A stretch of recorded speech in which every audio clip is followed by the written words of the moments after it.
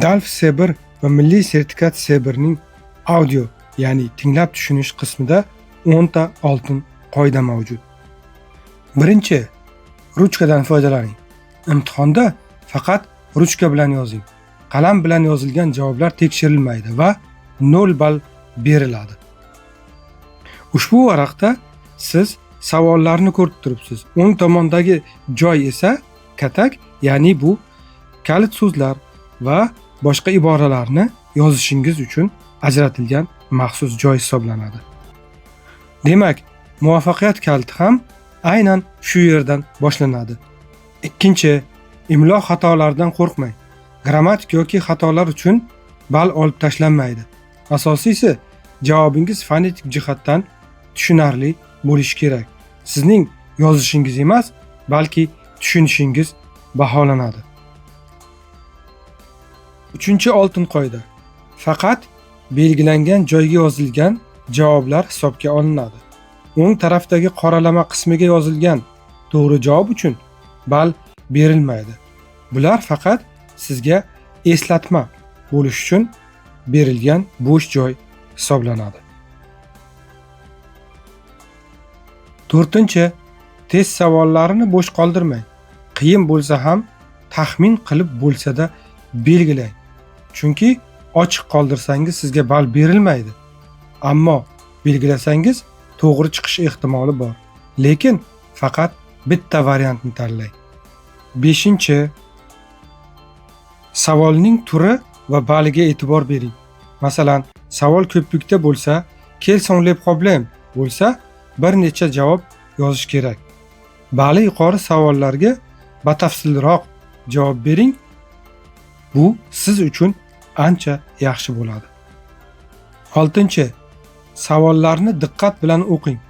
Birinchi tinglashdan oldin beriladigan 3 daqiqa ichida kalit so'zlarni tagga chizib chiqing.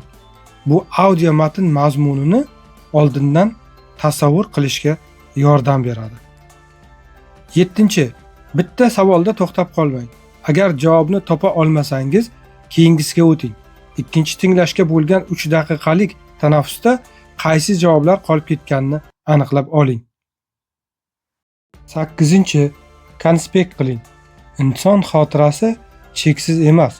Shuning uchun audio davomida raqamlar, foizlar va muhim fikrlarni yozib olishga harakat qiling. 9. Doimiy mashq qiling. Muntazam ravishda radio eshiting, fransuz tilida seriallar, kinolar ko'ring va imtihon nusxalari ustida ishlang. 10. Mashqda qiyin bo'lsa, jangda oson bo'ladi. Siz soya kabi ergashish uslubidan foydalaning. Ya'ni kim, qachon, qayerda, nima uchun kabi savollarga doim qulog'ingiz yo'nalgan bo'lsin. Chunki mana shu savollarga javob topsangiz, albatta Dalf Saber va milliy sertifikatda muvaffaqiyatga erishishingiz aniq. Undan tashqari, xatolar qilishdan qo'rqmang. Chunki kamchiliksiz, xatosiz odamning o'zi yo'q. Siqilmang, o'ylamang, faqat oldinga qarab intiling va hech qachon harakatdan to'xtamang. Demak, hurmatli obunachilar, endi namuna tariqasida bir tinglab tushunish misolini ko'rib chiqamiz.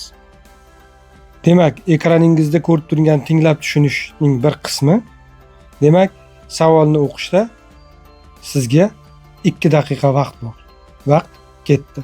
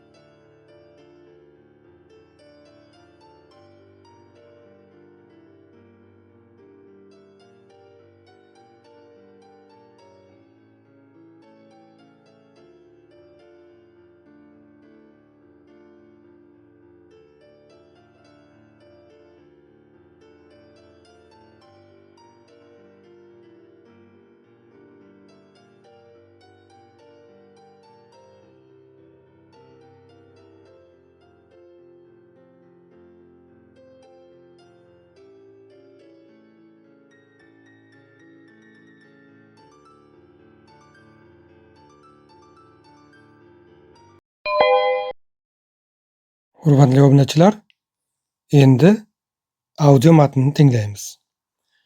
Audio matnni bir marta tinglaysiz, keyin sizga vaqt beriladi, yana bir marta tinglaysiz va undan keyin to'g'ri javoblarni belgilaysiz. Taux de réussite, accompagnement au bac, on connaît depuis cette semaine la liste des collèges et lycées qui font le mieux progresser leurs élèves dans chaque académie. Bonjour Amélia Matar. Bonjour. Ces indicateurs révèlent que certains établissements de REP et REP+, vont bien au-delà des attentes malgré des conditions parfois difficiles. Oui, ces sigles, on les entend souvent sans trop savoir ce qu'ils recouvrent vraiment. REP, REP+, ce sont les réseaux d'éducation prioritaire et réseaux d'éducation prioritaire renforcés liés à la politique d'éducation prioritaire. Cette politique, rappelons-le, vise à réduire les écarts de réussite entre les élèves scolarisés en éducation prioritaire et ceux qui ne le sont pas. Le ministère de l'Éducation nationale utilise un indice social pour classer les établissements en tenant compte de plusieurs facteurs qui vont influencer la réussite scolaire. Cet indice repose sur plusieurs critères, comme par exemple la proportion d'élèves issus de catégories socio-professionnelles défavorisées ou le taux de redoublement avant l'entrée en 6e. D'ailleurs, je vous raconte un peu ma vie ce matin, mais j'ai fait moi-même ma scolarité dans un collège de ce type. À l'époque, pas si lointaine, on appelait ces réseaux les ZEP, les zones d'éducation prioritaire. Et bref, ce sont des territoires où les écoles font face à des défis plus lourds, parfois avec des moyens adaptés, mais pas toujours. Alors que disent les chiffres sur ces établissements justement ? Ils sont éloquents. À la rentrée 2022, un élève sur 5 en France était scolarisé en REP ou REP+. En CP, plus de la moitié des élèves de REP+, ont des difficultés de compréhension orale. Les élèves de REP+, sont 2 fois plus nombreux à rencontrer de grandes difficultés en maths que les autres collégiens. Et presque la moitié des établissements du secondaire manquaient d'au moins un enseignant à la dernière rentrée. Donc les REP, c'est là où l'école a du mal à jouer son rôle d'ascenseur social. Oui, exactement. On parle beaucoup de donner plus à ceux qui en moins, mais en réalité, on le voit, ces écoles font souvent plus avec moins d'enseignants titulaires, plus de difficultés de recrutement, une gestion de classe beaucoup plus complexe, des élèves parfois très éloignés de la culture scolaire. Les conditions d'enseignement sont plus difficiles qu'ailleurs. Oui, et c'est un euphémisme. Dans ces classes, il faut bien sûr enseigner, mais il faut aussi accompagner, rassurer, gérer, composer. C'est tout un travail de terrain au quotidien pour ne laisser aucun élève décrocher. Et malgré ça, certains s'engagent parfois en reconversion. C'est le cas de Clarisse Olivier, ancienne élève de Sciences Po, qui a tout quitté pour devenir prof en REP+. Ouais. Et pour y parvenir, elle est passée par l'association Le Choix de l'école, qui forme et accompagne des enseignants, souvent en reconversion, pour les aider à tenir dans ces contextes qui sont très exigeants. Ce soutien il est super important parce que effectivement je me serais pas sentie capable de me reconvertir seule, mais ensuite d'être enseignante sans pouvoir partager avec des personnes qui vivent la même chose que moi, ce que je vis. Et ça, je dirais que c'est encore une fois c'est l'aspect du collectif, mais c'est le soutien qui a été le plus important pour moi dans mon expérience d'enseignement. Ouais, je dirais que simplement se sentir légitime et accompagné.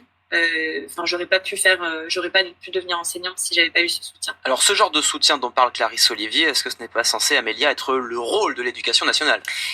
Oui, vous touchez là un point sensible, oui, bien sûr, et c'est ce que dit Clarisse finalement.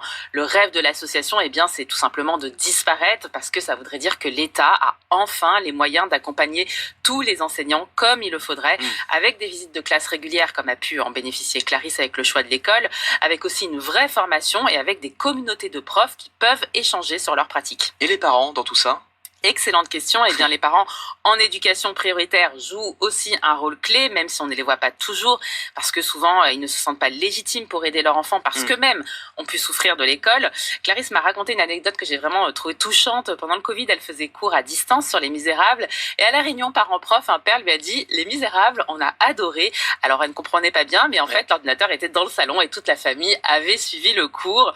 Et ce genre d'anecdote, souligne aussi le pouvoir de la coéducation, cette collaboration entre profs et parents au profit de l'élève, encore plus élémentaire dans ces contextes. Merci Amélia. Question d'éducation à réécouter sur franceinfo.fr et l'application Radio France.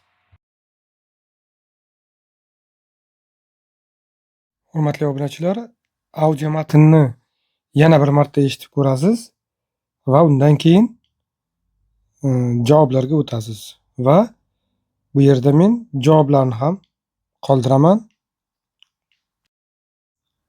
Demak, birinchi savolimiz: Que signifie les lettres R, E, P+? Javob: Réseau d'éducation prioritaire renforcé. Demak, ikkinchi savol: La politique d'éducation prioritaire a pour objectif de. Javob: C. Yani diminuer les disparités de réussite entre les élèves de REP et les autres. Matında ise yani audioda cette politique, rappelons-le, visa à réduire les écarts de réussite entre les élèves scolarisés en éducation prioritaire et ceux qui ne le sont pas. Bu yerda e'tibor berishimiz kerak bo'lgan narsa, hurmatli obunachilar, réduire va diminuer fe'llari bir-biri bilan sinonim. Keyingi savolimiz, ya'ni 3-savol. Nommez un critère social qui peut influencer la réussite scolaire des élèves de REP. Demak, bu yerda hurmatli obunachilar, ikkita ma'qul javob qo'yilgan. Birinchisi, la proportion d'élèves issus des catégories socio-professionnelles défavorisées. Va keyingisi, le taux de redoublement avant l'entrée en 6e. Demak, davom etamiz hurmatli obunachilar. 4-savol.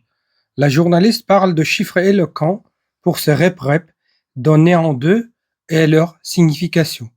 Demak, 4 ta ma'qul javob olingan. Un élève sur 5 en France était scolarisé en REP. En CP, plus de la moitié des élèves de REP ont des difficultés de compréhension orale. Les élèves de REP sont 2 fois plus nombreux à rencontrer de grandes difficultés en maths que les autres collégiens. Et presque la moitié des établissements du secondaire manquaient d'au moins un enseignant à la dernière entrée. Demak, 5-savolimizga o'tamiz.